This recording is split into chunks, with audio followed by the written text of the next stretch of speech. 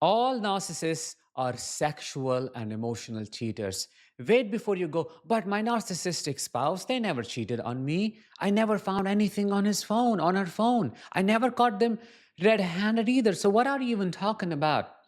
I know it's very difficult to believe what I just said, and it sounds controversial, but I have proof. I have something tragic to share with you that I believe will convince you that these people are full of malice. They're sneaky and stealthy. They know how to get the job done without you finding out. My name is Danish. I'm a narcissistic abuse recovery professional. Welcome to my channel. The topic for today is rather controversial. I'm going to prove to you why all narcissists are cheaters. If you find that interesting, please consider subscribing to my channel because your subscription helps in spreading awareness about narcissistic abuse. Needless to say, all narcissists are driven by supply, and they get bored very easily when it is only coming from one source, which could be you or your children. They need more, they need diversity. And how do they create that diversity? By hunting other people down, those who may not know about their double life, those who may be easy targets, and those they can prey upon without getting caught. The question isn't if a narcissist cheats on their spouse or not. The actual question is, can a narcissist cheat and get away with it? If they can, I can almost guarantee you that a narcissist will cheat for sure. It is granted, it is given, it is their reality. What compels me to say so? Their nature.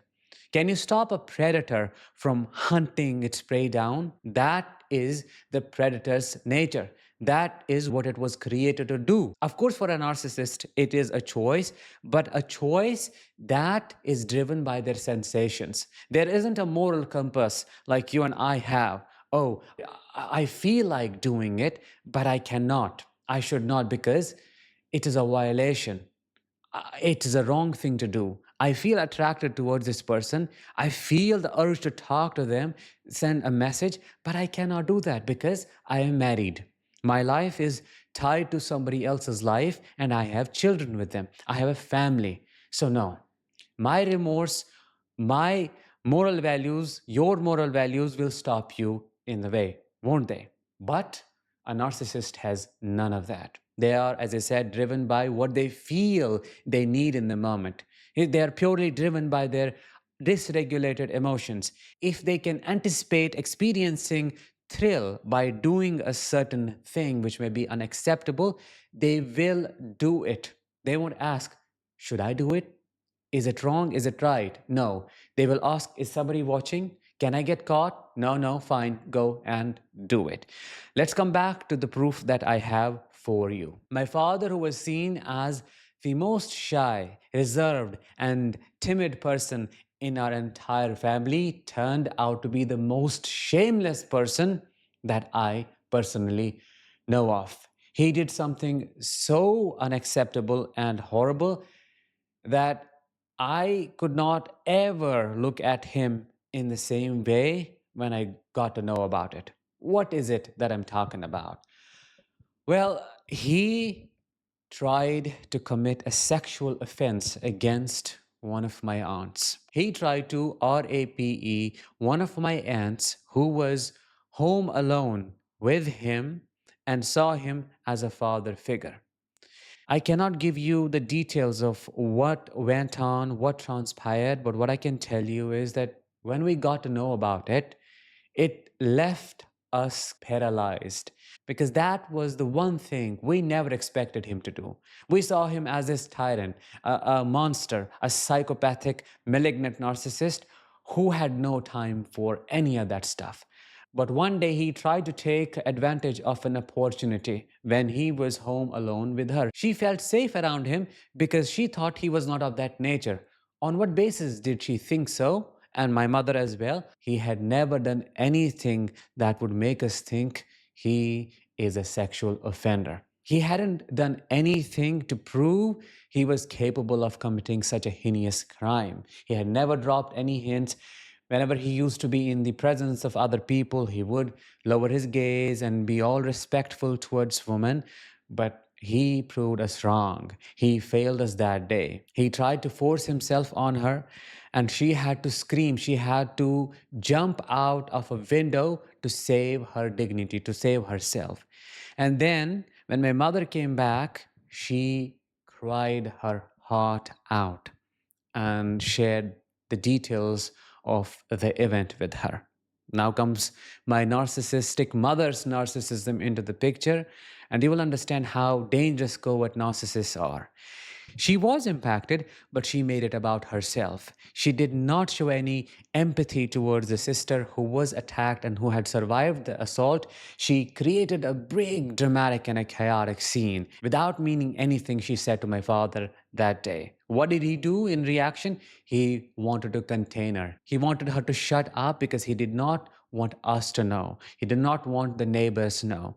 He denied taking responsibility for his actions and tried to counter gaslight us. However, my mother, as I said, was persistent but not forceful enough. She threatened him with divorce. I'm going to leave you.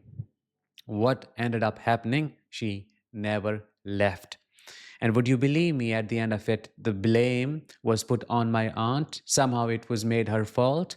And nothing happened in the family. They just moved on with it. My mother moved on with it. Possibly she has a history too, something that I do not know of, which is why it was normalized. Had I been her, I would have left him right in that moment.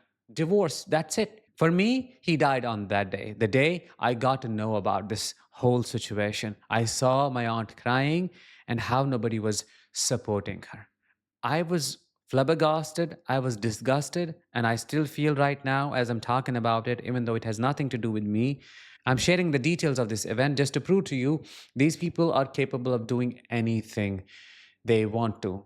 What stops them from doing is if they can get caught or not. So, the narcissist you think did not cheat on you, how do you know? Maybe the person got away with it.